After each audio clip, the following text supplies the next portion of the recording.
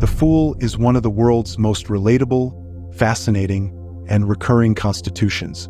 Throughout history, fools have always brought about surprise and laughter. We celebrate folly by recognizing it in others, the world around us, and even in ourselves. It's a timeless archetype that we are all born with. Yet, many of us suffer from the absence of the fool.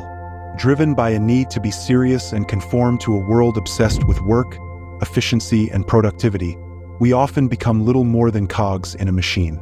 As Shakespeare once said, "All the world's a stage, and all the men and women merely players." In our pursuit of perfection, we forget that playfulness is a basic human need. We must make room for the fool in our lives. But to avoid becoming overly foolish and irresponsible, we also need the presence of the sage, the wise one who understands the limits of knowledge and can laugh at his own folly. Archetypes aren't mechanical constructs.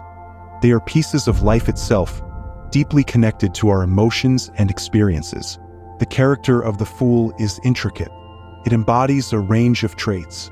Often, the fool is seen as dull-witted, inarticulate, and unable to adhere to conventional norms.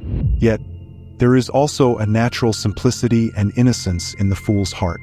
The word fool comes from the Latin word follus, which means a pair of bellows expelling empty air, suggesting someone with an empty head and insubstantial thoughts. However, just as bellows provide the oxygen necessary for a fire to burn, the fool has a way of igniting something within us. In 1511, the Dutch scholar Erasmus published In Praise of Folly, a work that quickly gained immense popularity and offered a deep exploration of the fool in Western literature.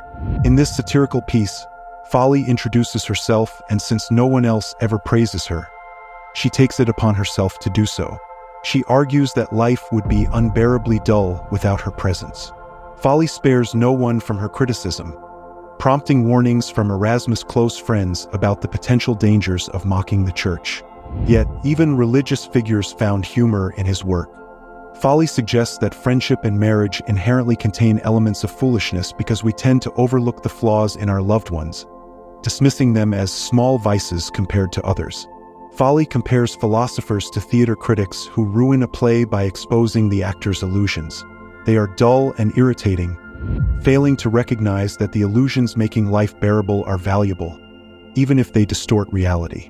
The fool, in contrast, appears infinitely freer and happier than those weighed down by wisdom. Fools are the life of the party. They always tend to speak the truth because they lack the wisdom needed to lie or manipulate others. Ultimately, nothing brings more happiness than the joy of laughter and play. Folly isn't just universal. She is essential and even desirable for humanity.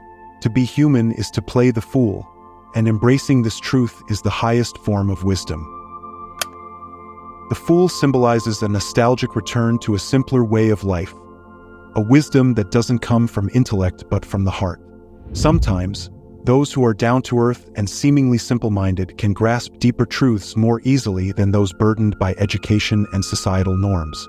Russian writer Fyodor Dostoevsky once said, "The wisest of all, in my opinion, is he who can, if only once a month, call himself a fool, a faculty unheard of nowadays." In literature, characters who are deemed wise sometimes appear mad, while madmen often speak profound truths. The term wise fool is a literal paradox, where a character initially seen as foolish is eventually recognized as possessing true wisdom. People often label the wise as insane to hide their uncomfortable wisdom, either out of fear of their challenging words or as a way to punish them for speaking out. The archetypal wise fool is Socrates. His method of teaching involved revealing the foolishness of those who claim to be wise, and he himself insisted that his wisdom stemmed from recognizing his own ignorance. After all, knowing that you don't know everything is a form of knowledge in itself. As Shakespeare wrote, "The fool doth think he is wise, but the wise man knows himself to be a fool." There are two ways to be fooled. One is to believe what isn't true, and the other is to refuse to believe what is true. When an uncomfortable truth needs to be spoken, but those in power are too afraid to voice it, it is often the fool who steps in. There's something heroic about this. The fool speaks the truth that no one else dares to, bringing a sense of relief because deep down, people know it needs to be said. Generally, we can identify two types of fools. The natural fool, who lacks social awareness and unintentionally speaks the truth without regard for social norms, and the professional fool, whose role is to make harsh truths more bearable by wrapping them in humor and wit. One follows his heart, while the other follows his mind. Often, the greatest fools are smarter than those who mock them. The fool is fearless when it comes to speaking the truth. In reality, the great secret of a successful fool is that he is no fool at all. As the English visionary artist William Blake wrote, "If the fool would persist in his folly, he would become wise." The fool, the clown, and the trickster share many traits. They serve as sources of humor and often spark laughter that provides a comic release.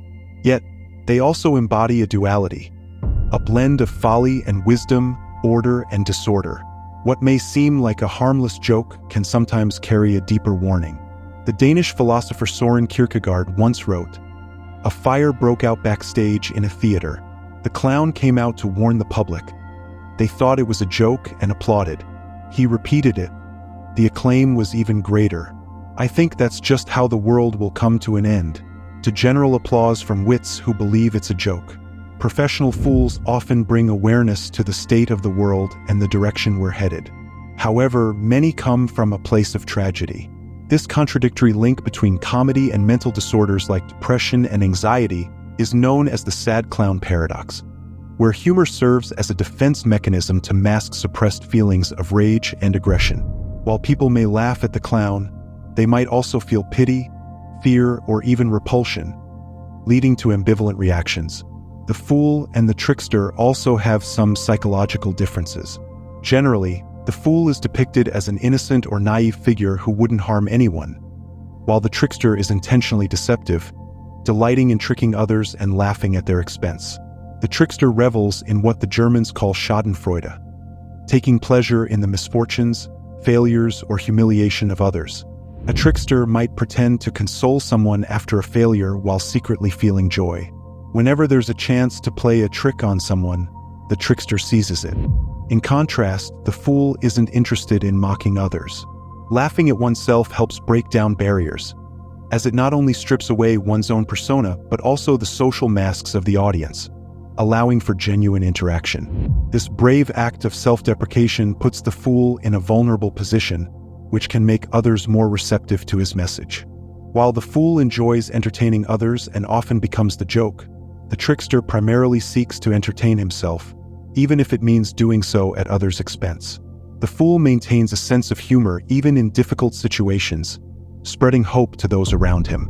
In tense moments, the fool might risk making a joke, even if it means making a fool of himself, not just to ease his own discomfort but also to bring relief to others.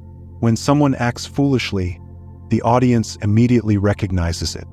But with the trickster, it's more ambiguous. He plays the fool to ensnare others in his trap. In Shakespeare's plays, the fool often holds a unique and paradoxical role, embodying both wisdom and folly. When the king is left alone with his knights, he becomes a tragically lonely figure, constantly asking for the fool's presence. The fool, acting as the king's alter ego, is his constant companion, providing both comfort and insight. This relationship highlights the fool's ability to turn societal norms on their head, reversing the roles of those in power and those who serve. The Shakespearean fool occupies a position of both outsider and dependent within the social hierarchy. Though he is often seen as a virtual outlaw due to his unorthodox behavior, he remains utterly reliant on the support of the social group he entertains. Like the real-life fools and jesters of the time, Shakespearean fools use their sharp wit to outmaneuver those of higher social standing. However, their characteristics are often exaggerated for theatrical effect, making them both humorous and profoundly insightful, as they challenge the status quo and reveal deeper truths through their antics. In The Idiot, Dostoevsky presents Prince Myshkin as the ideal man in a world tainted by moral decay and corruption. After spending time in a Swiss sanatorium for epilepsy and what was then termed idiocy, a medical term for neurological disorders, Myshkin returns to Russia and is immediately plunged into the depths of societal corruption. Unlike other virtuous fools in literature who are characterized by their comical traits, Mishkin is marked by his innocence. Dostoevsky describes him as an idiot and a fool, noting that he knows nothing of the world and has no place in it. Mishkin's innocence, openness, and lack of social savvy are used satirically to highlight the contrast between his purity and the corrupt, money-driven, manipulative society around him. Unlike others, he is incapable of concealing his true emotions or adapting his behavior to fit social expectations. This candidness leads people to label him an idiot, despite his profound understanding of human nature and Christian values. In contrast to Mishkin is the character Ippolit, a young atheist and nihilist suffering from advanced tuberculosis. Near death, Ippolit loses his will to live and defies society, nature, and God, famously declaring, "It is better to be unhappy and know the worst than to be happy in a fool's paradise." Redemption through humility and compassion is a central theme in the novel. In many fairy tales, the youngest of three brothers is often the simpleton whom everyone mocks. Yet, it is always this seemingly foolish brother who emerges as the hero. He is the one who fearlessly dives into challenges that others would avoid, and through his audacity, he often wins the hand of the princess and inherits her kingdom. The fool seems to possess a touch of magic and enjoys the favor of Lady Luck. His spontaneous and unconventional approach to life blends wisdom, madness, and folly in a way that can lead to miraculous outcomes. However, when these elements are unbalanced, the results can be disastrous. A cherished figure in Russian folklore exemplifying this archetype is Ivan the Fool, who embodies this blend of simplicity and unexpected heroism. Russian writer Leo Tolstoy's story Ivan the Fool draws on this archetype. In the tale, Ivan is the youngest and least favored son in a peasant family. His naivety, kindness, and readiness to forgive others, even at his own expense, lead him to be exploited. Unlike his brothers, who were driven by greed and the desire for power, Ivan leads a humble life.